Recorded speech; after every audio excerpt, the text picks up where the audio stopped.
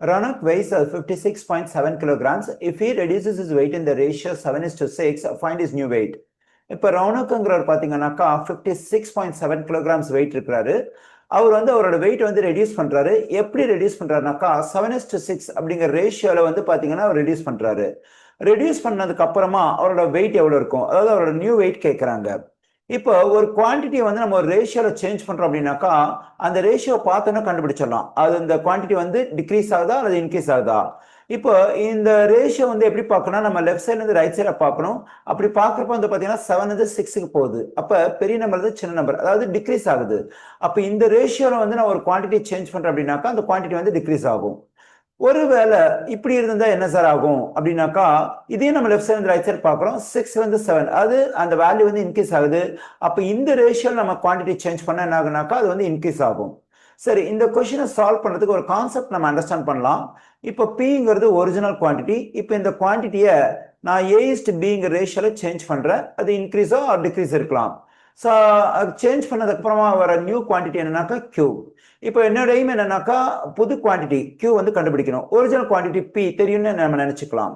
இப்போ இந்த புது குவான்டிட்டி Q கண்டுபிடிக்கணும் அப்படின்னாக்கா இந்த ரேஷியோவோட செகண்ட் டேர்ம் B-யையும் இந்த ஒரிஜினல் குவான்டிட்டியும் நம்ம என்ன பண்ணிக்கணும்னாக்கா மல்டிப்ளை பண்ணி நியூமரேட்டர் எழுதிக்கணும். இந்த ரிசல்ட்டை ரேஷியோட ஃபர்ஸ்ட் டேர்மால டிவைட் பண்ணும். ஸோ இதுதான் ஃபார்முலா, அதாவது சேஞ்சஸ்க்கு அப்புறம் வர புது குவான்டிட்டி கண்டுபிடிக்கிறதுக்கு.